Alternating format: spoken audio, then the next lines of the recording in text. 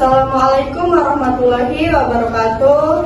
Waalaikumsalam warahmatullahi wabarakatuh. Selamat pagi. Pagi. Salam sejahtera untuk kita semua. Perkenalkan, saya Desti Meliana selaku moderator pada pertemuan kali ini. Pertama-tama, mari bersyukur atas rahmat Allah Subhanahu wa Ta'ala yang telah diberikan kepada kita sehingga kita bisa tetap sehat dan berada pada pertemuan ini yang akan membahas tentang program pencegahan stunting. Sebelum memasuki acara inti, saya ucapkan selamat datang kepada Isya Aprilia dari mahasiswi Kebidanan Tigas Mutiara Mahakam. Baik, langsung saja kita serahkan kepada narasumber kita, Isya Aprilia, dipersilahkan. Baik, terima kasih moderator Mbak Imelda. Baik, ibu-ibu semua, apa kabar semuanya? Baik. Alhamdulillah. Baik, di sini kita akan membahas tentang program pencegahan stunting. Baik, di sini kita membahas mengenai program pencegahan stunting. Intervensi gizi sejak dini. Ibu-ibu semua, apakah ibu mengetahui mengenai stunting? Oke, baik, kita akan membahas ya. Masa balita adalah periode kritis dalam siklus kehidupan manusia yang menentukan kualitas sumber daya manusia di masa depan. Jadi stunting ini banyak mengira bahwa yang mengalami itu pada saat balita. Sebenarnya stunting ini kita cegah dari ibu hamil.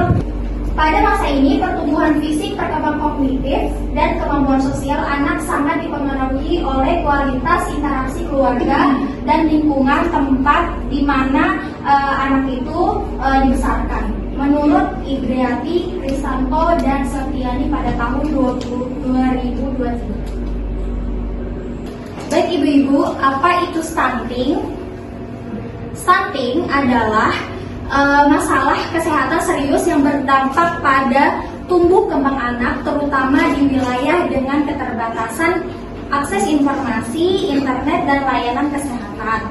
Stunting juga kondisi gagal tumbuh kembang pada anak balita atau bayi di bawah 5 tahun akibat dari kekurangan gizi kronis sehingga anak terlalu pendek untuk usianya.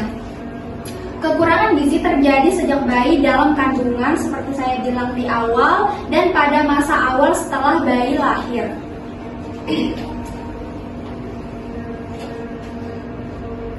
Berdasarkan WHO, Indonesia masih menghadapi permasalahan gizi yang berdampak serius terhadap kualitas sumber daya manusia. Salah satu masalah gizi yang menjadi perhatian utama saat ini adalah masih tingginya balita stunting di Indonesia.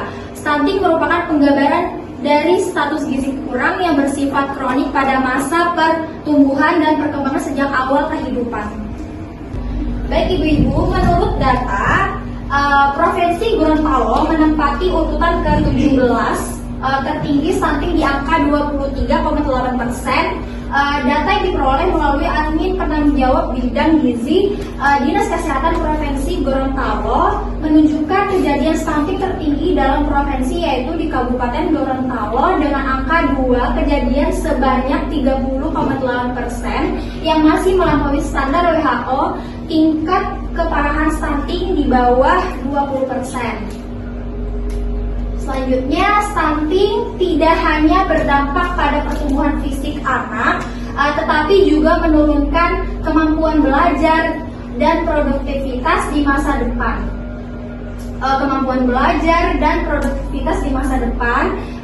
Oleh karena itu, kombinasi edukasi kesehatan dengan penguatan lingkungan pendidikan menjadi solusi yang relevan di kalangan masyarakat. Apa saja sih gejala stunting? Gejala stunting jangka pendek. Yang pertama, hambatan perkembangan.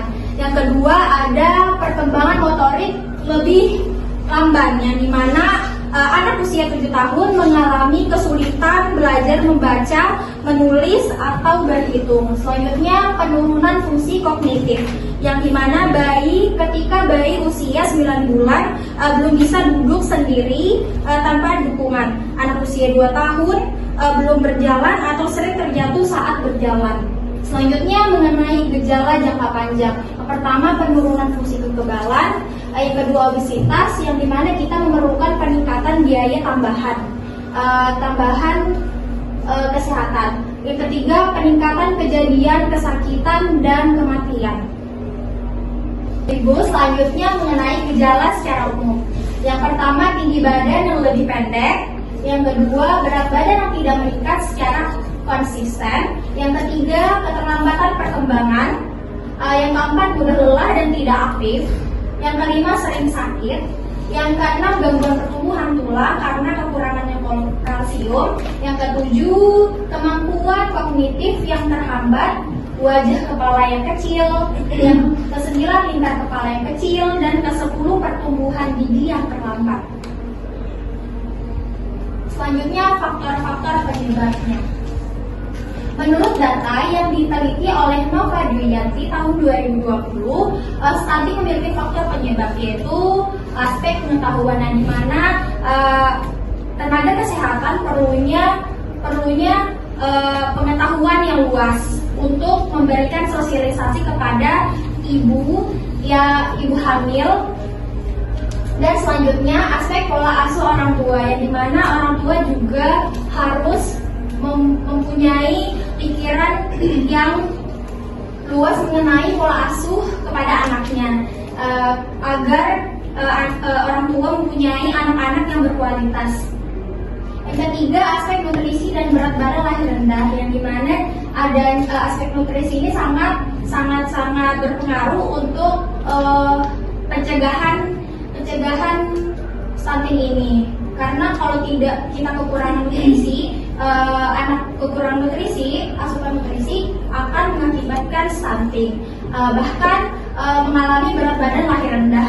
Yang keempat, aspek status ekonomi keluarga. Ini adalah salah satu faktor yang paling inti mengenai stunting ya, karena stunting anak-anak atau di suatu keluarga itu sangat-sangat memerlukan nutrisi yang banyak untuk keluarganya, terutama untuk balita bahkan ibu hamil. Selanjutnya program pencegahan stunting. Yang pertama itu pemenuhan asupan gizi ibu hamil. Yang kedua pemberian ASI eksklusif selama 6 bulan. Yang ketiga pemberian makanan pendamping ASI atau disebut dengan MPASI. Yang keempat pemantauan berat badan dan tinggi badan. Yang kelima peningkatan akses kelayanan kesehatan. Yang keenam pendidikan gizi dan kesehatan. Yang ketujuh peningkatan akses ke air bersih dan sanitasi. Yang kedelapan pemberian makanan tambahan yang disebut dengan PMT. Baik, yang ke-11 kampanye perubahan perilaku, yang dimana pada saat keluarga itu melakukan atau mempunyai kebiasaan yang buruk, terus itu adanya tenaga kesehatan mempunyai baik ibu-ibu selanjutnya ke-11 kampanye perubahan perilaku, yang dimana masyarakat atau suatu keluarga yang biasanya mempunyai kebiasaan yang buruk mengenai makanan yang nggak sehat, terus itu adanya pendidikan dari tenaga kesehatan di suatu kampung memberikan sosialisasi mengenai bagaimana cara menggunakan makan yang sehat. Nah, itu kita mempunyai program kampanye perubahan perilaku dari tenaga kesehatan. Yang ke-12 1000 hari pertama kehidupan. Terakhir 1000 hari pertama kehidupan yang disebut biasanya HPK. Baik ibu-ibu semuanya, materi dari saya itu saja. Saya akan menyerahkan kepada moderator mengenai sesi tanya jawab. Terima kasih. Baik, terima kasih atas penyampaian materinya oleh narasumber kita. Selanjutnya akan dibuka sesi tanya jawab. Bagi yang ibu-ibu yang ingin bertanya, silahkan angkat tangannya dan ajukan pertanyaannya. Saya. Ya, silahkan Ibu. Saya Ibu Tania ingin bertanya, apa saja faktor penyebab stunting dan bagaimana cara mencegahnya? Baik, terima kasih atas pertanyaannya. Akan kami tampung dahulu. Apakah ada yang lain yang mau bertanya? Saya ingin bertanya. Ya, silakan Bu. Perkenalkan, nama saya Hamsia. Saya ingin bertanya tadi, bagaimana sih cara meningkatkan kesadaran masyarakat tentang pentingnya pencegahan stunting? Baik, terima kasih atas pertanyaannya. Akan kami tampung dahulu. Selanjutnya, apakah ada pertanyaan lain? Baik, untuk menjawab pertanyaan kami persilakan kepada narasumber kita. Baik, untuk Ibu Tania ya, mengenai pertanyaan tadi, apa saja faktor penyebab stunting dan bagaimana cara pencegahannya. Nah, faktor penyebabnya itu banyak ya. Ada kurangnya asupan gizi, infeksi berulang, dan kondisi kesehatan ibu hamil yang tidak baik selama kehamilan.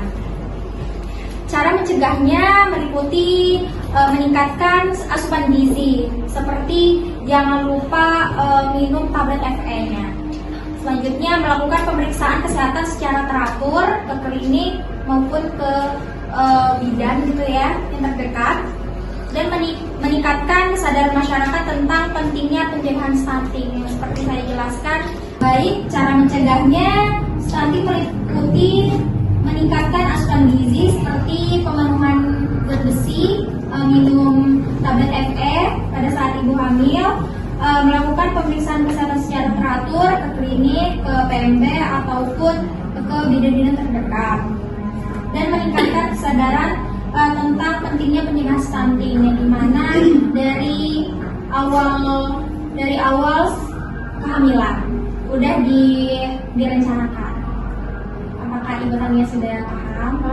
Terima kasih ya. Baik, pertanyaan selanjutnya dari Ibu Hamsiah ya. Bagaimana cara meningkatkan kesadaran masyarakat tentang pentingnya pencegahan stunting? Nah, cara meningkatkan kesadaran masyarakat tentang pentingnya pencegahan stunting meliputi melakukan kampanye kesadaran seperti mengikuti sosialisasi yang saya sebut tadi, menyediakan informasi yang akurat dan efektif, dan melibatkan masyarakat dalam program-program pencegahan stunting. Apakah Ibu Hamsiah mengerti? Terima kasih Ibu. Baik, terima kasih atas jawabannya dan semua pertanyaannya. Demikian acara kita pada hari ini. Semoga yang disampaikan bermanfaat. Dan akhir kata saya ucapkan mohon maaf jika ada kesalahan kata maupun sikap. Demikian acara kita pada pagi hari ini. Semoga materi yang disampaikan bermanfaat. Akhir kata saya mohon maaf bila ada kesalahan selama berlangsungnya acara. Terima kasih yang sudah hadir. Wassalamualaikum warahmatullahi wabarakatuh. Waalaikumsalam warahmatullahi wabarakatuh. Selamat pagi. Selamat pagi.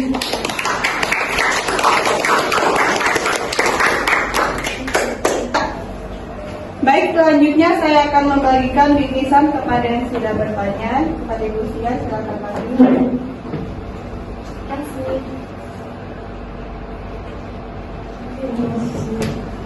Dan kepada Ibu Tania.